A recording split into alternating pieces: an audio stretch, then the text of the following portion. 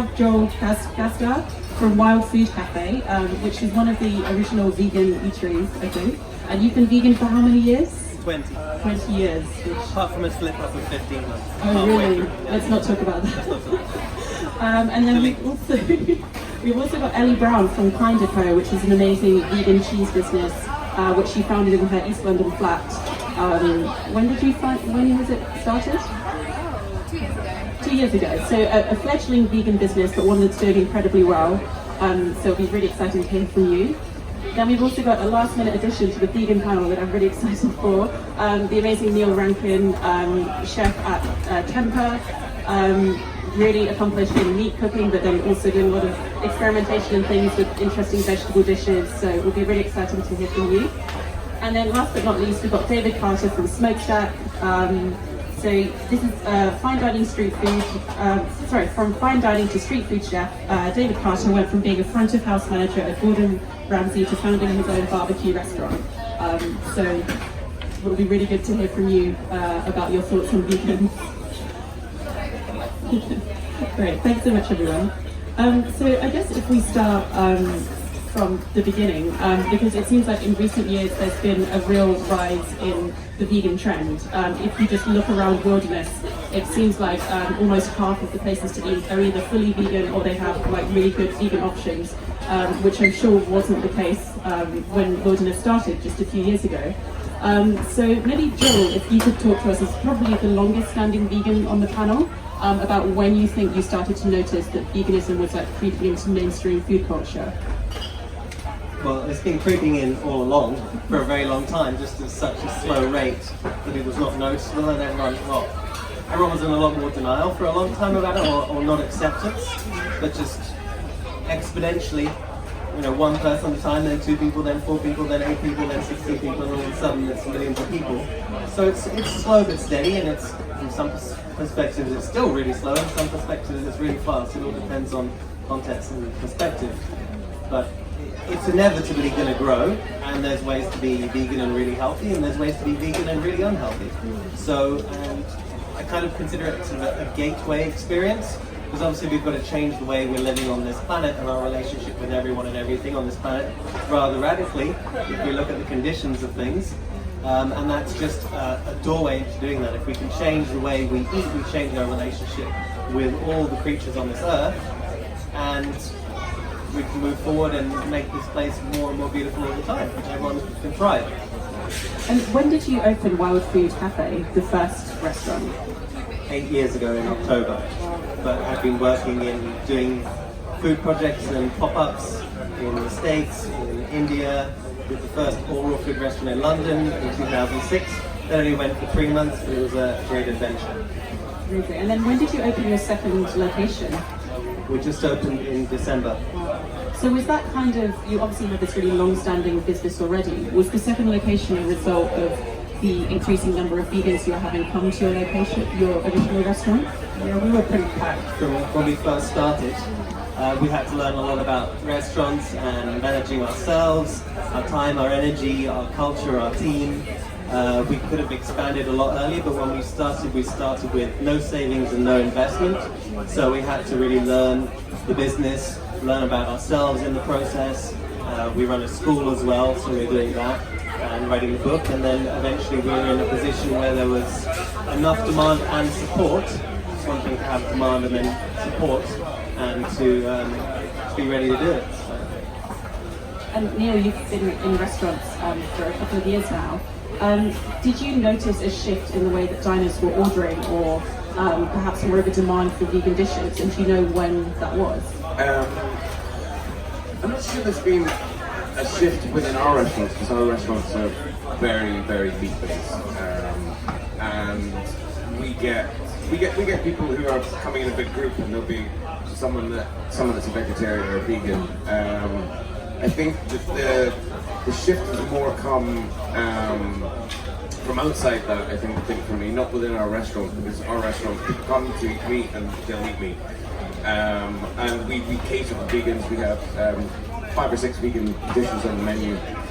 Before it was always vegetarian. I've just sort of come to the conclusion now that there's not much point in doing vegetarian stuff anymore. It's just, let's just go full vegan on it, and that's that's been the big change for us as a restaurant, just to recognise that this, that shift has gone from the vegetarian section is quite small now.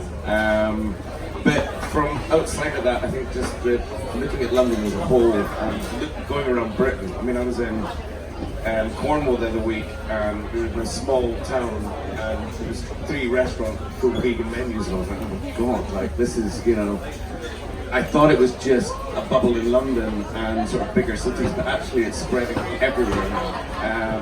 And it's just interesting to see that sort of take up. And I think it's going to be the next thing, and it's going to be the way we eat in about 10 years' time. It's going to be, there's going to be a massive shift. And I just think if we as chefs, we as restaurateurs will get on that, then we're going to be behind the times, and we're going to be in the back foot.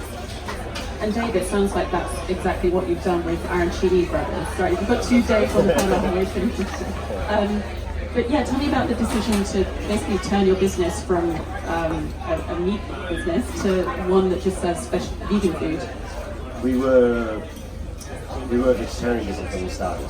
So we started 10 years ago, the market still expanded into events and eventually to a shop. So that was vegetarian. 10 years ago, very, very different situation. At the time, I was vegetarian. My business partner wasn't a vegetarian, was meat eater. And we found that it was very, very difficult to have a vegetarian business. So we added bacon, we added eggs to survive and keep going, because things are very, very different today. Back then, there was no Instagram, there was no influencers or anything like that, so it was very, very hard to get your message out there with something different, and everyone just wanted burgers and hot roast.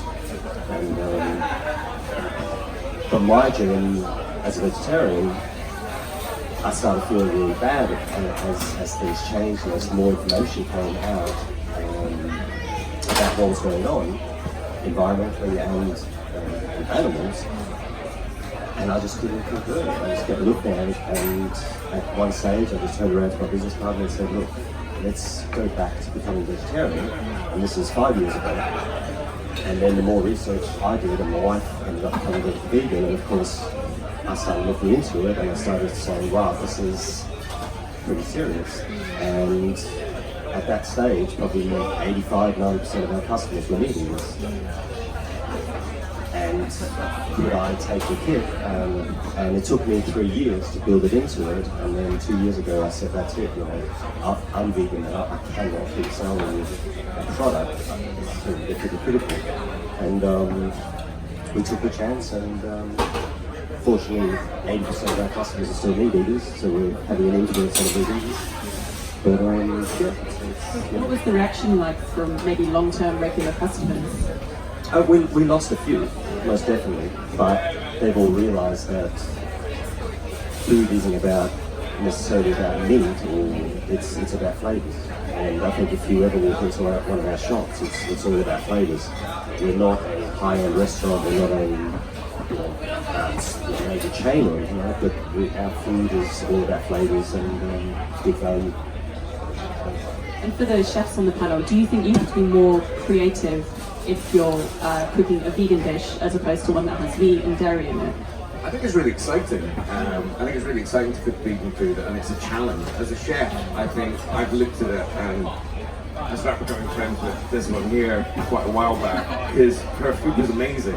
Mariel from Club Mexico, you should go check it out. And I think that's the thing as a chef, it's just like the vegan food that we've been presented with a lot of the time has not been good. And for me, it's not about whether it's vegan or it's meat. It's going to be tasty. And I think there's a thing you all see on Instagram. It's like #vegan, #this, whatever. And for me, it's just about food. So I think for me, it's just, I love the challenge. I'm developing this vegan burger at the moment because I think the vegan burgers in the market at the moment are crap.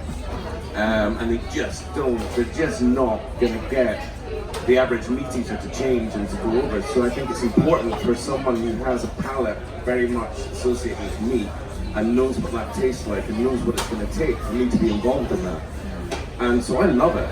And so I think I think going forward, I don't think any of my restaurants are going to be meat-based, apart from the Temper Group, which is the most sustainable way we can do meat possible. So I think I'm probably going to open this vegan burger place. I'm going to open another vegan restaurant, and I relish it. I think it's really cool. That's kind of amazing because you are, I guess, known for your cooking with meat, and now.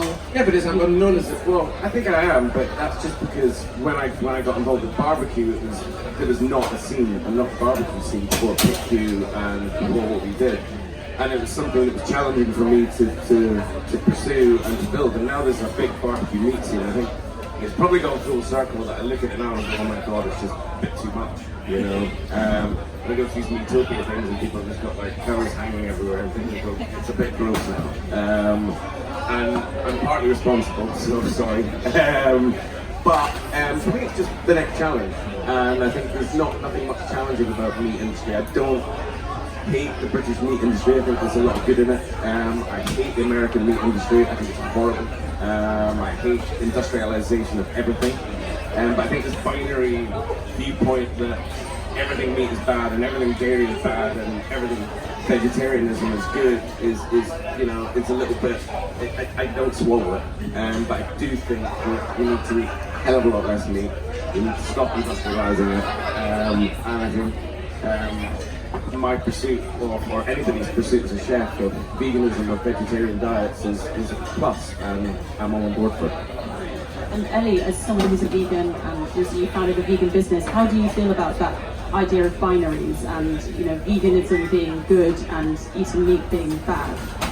I mean, I'm really against kind of all or nothing mentalities because I think it can be really discouraging, and I think so many people will make like kind of huge changes but just feel completely overwhelmed by the thought of never being able to eat bacon or cheese or roast or anything again. So like what I always try and say to people is just do what you can, and if it's vegan, By making more delicious, yummy food. So our focus at Wild Food Cafe, other than having a wild vibe and culture there and team, because hospitality is such an important part.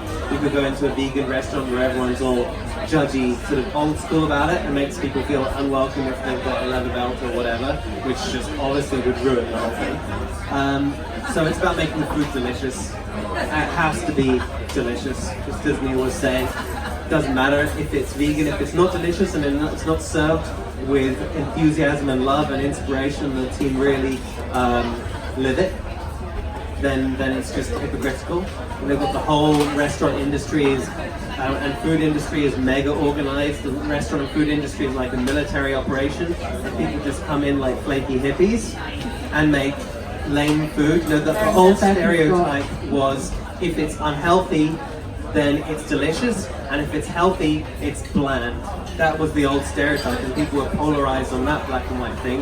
And what we love sharing, and I'm sure a lot of all the guests behind it here, is it can be the most delicious food in the world and the healthiest food at the same time. That's a reality and a possibility that we love representing, and each and every one of us can do that in our homes every day by experimenting and playing more. Pretty much all of us in here were caught up with a paradigm that was, don't play with your food, don't play with your food, and we got so uptight and serious about it. But it's about playing with our food, finding the joy in the food, experimenting with new ingredients every day, and learning about what a real fig tastes like. Yesterday we had a fig off the tree in London, and it was incredible. Someone had a life transformed. This is the best experience of their life. I'm shocked, but she was adamant. She wouldn't stop going on about how good this fig was. And just to have so few people have grown up in our culture where they've had amazingly delicious ripe fruit and picked it straight off the tree. And we can do that all over the country. And people often wonder, oh, how can I get my kids to eat healthy or vegan or their greens? The trick to all of it is for us to reconnect with nature. You get any child who doesn't want to eat their kale or whatever, if they grow one little kale plant, if they just go through that ritual, that ceremony of growing that kale plant, they're going to eat that kale and they're going to love kale, and that's just kale. What about all the other hundreds or thousands of different plants that are delicious? And they're so much more delicious when you grow them with love. It's about getting more love in the food. Food being made with love, whether it's, you know, that's why mum's food tastes best, or whoever you have your closest relationship. with when they make you food because it's got love in it, it tastes best. How to get that more into the restaurant world, and then not only how to cook it with love, but how to grow it with love, because there is so much more flavor in the food when we grow it with love. So it's changing the paradigm from agricultural farming, where the top priority is profit and everything and everyone else suffers, to how can we make the vibes, the love, the care, the number one thing in the food. Of course, money still has to be in there somewhere, but taking off the number one priority. So there's more care into, okay, how can we take care of the soil? The soil is really rich, then the plants have maximum flavor. We pick the plants fresh, and then the humans and the animals enjoy eating that food more. So just about looking into it deeper through playfulness, through experimentation, through a commitment to knowing that we can be open to the possibility that we can all thrive. We can experience well-being, we can experience the greatest flavors possible, we can create a world where there is thriving, where we can regenerate the world on every single level through representing that through our own lifestyle. Wonderful. Thank You you. didn't need any of us. Thank you so much. I think we have some time to open it up to some questions. Does anybody have questions for our wonderful panel? To move in that direction, and we are, and I think that's to answer your first question, and that's why it's catching on, because it's needed. We all know it's needed. Just we have to go the right way about it. I think when I hear stuff about lab grown meats and all these investment companies and stuff being on, you know, the Impossible Burger and stuff like that. That really scares me. It really scares me that we're not owning it. It really scares me. We're going from one thing that for years and years the meat industry has been absolutely fine, and has been, as you were saying, absolutely right. It's all about how we eat and how we treat the soil, and respect the plant life, and respect the entire ecosystem, because it all feeds on itself. And we're shifting from that, which was great, to something which is industrialized, and we're moving in that way and saying, oh, it's okay to have these lab-grown burgers, and let's use this, and the quinoa industry, and the avocado industry, and the soy industry, which is bloody terrible a lot as well. And I don't understand why we have to sit here in London and eat avocados all the time. It's not essential to our diet. And when you look at avocado oil, we look at even the some of the milks or almond milk and stuff like that. It's like, oh, where does that come from, and who are we taking that from? And we just have to be really sensitive about that, and look at people like this that are actually sort of like making it themselves and doing it with passion, and bringing it back to us, and making food for ourselves, and what's grown in Britain, because we're abundant with fruits and vegetables in this country. And yet we're eating stuff from South America. It all seems a little bit weird. So I just think, you know, we need to own it as an industry, and it's important for us as restaurants to own that as well, and to promote that. Aaron Sheedy Brothers Day, when you made the switch to becoming a fully vegan business, was it because of environment concerns, or was it because, what made you do that shift? For me, it was more about health. My wife's a nutritionist, she's vegan as well, and she looks into a lot of stuff, and I just looked at it and said, I don't want my kids growing up eating what's being offered out there. My kids, they love vegetables, they eat anything that we put on the plate. Of course, they have a bit of junk food as well. We as Aaron Sheedy does, we sell plenty of junk food. Fortunately, our salads and our wraps and everything are our biggest sellers. But for me, it was, the environment is very important. But I think we live in a city like London, and we can talk about environment and everything like that. You just have to open your eyes and look outside. And, come on, guys, it's London. It's very hard to control it all and take control. But as individuals, I think we can do a lot, and our voice does go out there. You can see that in veganism over the last sort of 3 to 4 years. What we're saying, people are listening. I think the issue we have, it's great that we can own things and all that stuff, but the issue we have, people don't want to pay. People, you can tell them go and buy a organic, locally sourced vegetable, but that's going to be 3 or 4 times as much as the imported one. And I'll buy it, not because I've got lots of money, but I'll buy it because I know it's better for me. But the majority, they're going to a priority on food. You know, I think if you talk to the average family, they'll say, you know, we've got X amount for food, but then we've got all these other things. Yeah, I guess that is a criticism of the vegan movement, that perhaps it's not inclusive of everyone, because some of the ingredients that you need to buy to be able to live health and be healthy as a vegan are more expensive. Like, it's a fact that fruit and vegetables, fresh produce is really expensive in this country. There are places in the UK that are like food deserts where it's not possible to actually buy fruit and veg. So of course, if you're on a low income and you're time pushed, you're going to go to the supermarket and just grab a ready meal or go to a takeaway or something. Again, that all comes from subsidies. You know, it's like if the industry stops, the government will stop subsidising meat and dairy, I think we'd see a big swing towards eating more vegetables, because you realise they are actually cheap. And it's also about learning how to cook. I think as parents, we need to teach our kids how to cook. We need to show them that we can cook, and that's a big thing about our household. You know, we make dinner every night. My kids are in there chopping the vegetables, and they can see where the food comes from, and the interest is there. If as parents we don't do that, there's not much hope for the kids will leave home and grab that microwave meal. Yeah, I guess it comes back to the time thing as well, because if you are time poor, then even if you know how to cook, you have the best intentions, you can't always get into the kitchen after working. Yeah, but I think we just have to put priorities on that. My wife and I, we work long hours. We still get home. Our priority is to have dinner around the table every night. Obviously not tonight, I'm not going to be there, but most nights we're at home making dinner. My wife every morning gets up an hour earlier to cook our kids' meal to take to school. So it's your priorities. And talking about the dairy and farming industry, David Smokestack at the end. Yeah, of course, definitely. It's so great to see that so many people have gone past, as we're calling it, the binary black and white perspective, because it's so much deeper than that, and so much more than about what we eat. You know, obviously we're told we live in a consumer culture, and thereby the focus of our culture is what we can consume. And there's another part to that equation, which is what are we putting out? And it's more about what are we putting out, what beautiful, delicious food are we making for the world that makes the world a better place in every single way for all beings, than what are we putting in. So it's really inspiring to be part of restaurant culture where we are feeding other people, and that's a huge part of it.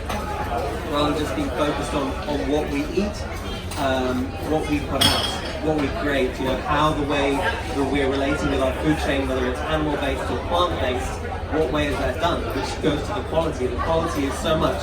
There can be really low quality vegan food, whether it's in taste or flavor, whether that's how it's prepared or how it's grown, whether the soil is degrading. Because the issue more is mono-agriculture and industrial agriculture, whether that's plant-based or animal-based, both destroy the soil, then all the plants that live on the soil, and then all the animals and humans that eat those plants. Or we can go the other way, where we're regenerative, where we're plant-based or we're animal-based, where we work in harmony with biodiversity, and we turn an ecosystem into a thriving ecosystem where the soil gets richer and richer every year. We plant more and more trees and fruit trees and biodiversity, and all the insects, all the microbes, everything thrives, and everything gets richer and richer every year. The air gets fresher, the water gets fresher. So it's about switching perspective and deepening it. And that's what's really exciting to us, is to work in those realms, work closely with farmers and growers to learn about growing the plants ourselves. And I'm very much from the perspective, we don't start learning how to grow our food ourselves, then we have no right to make food and serve that food to other people. We've really got to take the initiative, whether it's a window box or a plant pot or making some sprouts, and learn a little bit more about one plant at a time, how they function as individual plants and how they work as a companion, as an ecosystem. Because it's not just about changing one single thing at a time. It's not just about eating kale or quinoa or goji berries. It's about a whole paradigm shift. And that paradigm shift is going from everything where everything's industrial based and degrading and deteriorating and becoming decrepit, to the opposite of that, where everything, for want of a better word, is more paradise-based, where every single part of the whole system is benefited by each other part. Every plant, every animal, every human being, every mineral has a purpose. And when we learn about the purpose of each of ourselves and each and every brother and sister in the ecosystem, we see how they fit together. It's kind of like Avengers Assemble.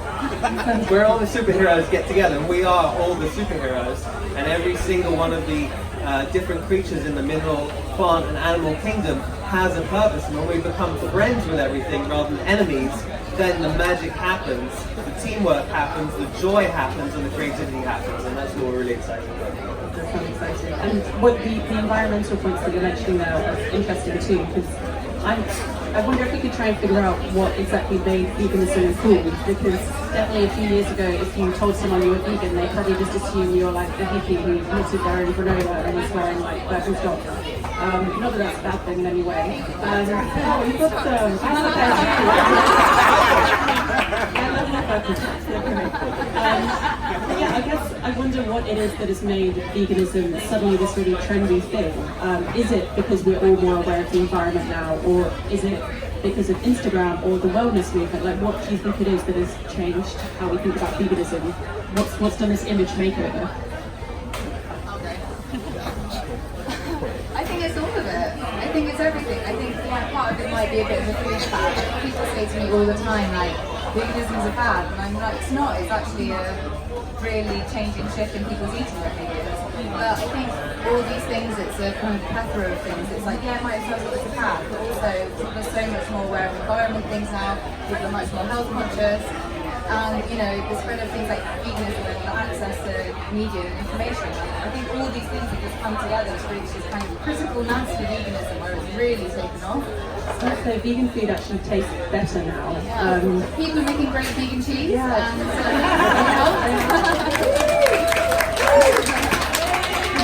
So long vegan cheese was really bad. I'm sure Joel, you've had some horror stories about vegan cheese, but Plasticky, a lot Yeah. of the cheese stuff. It is technically plastic.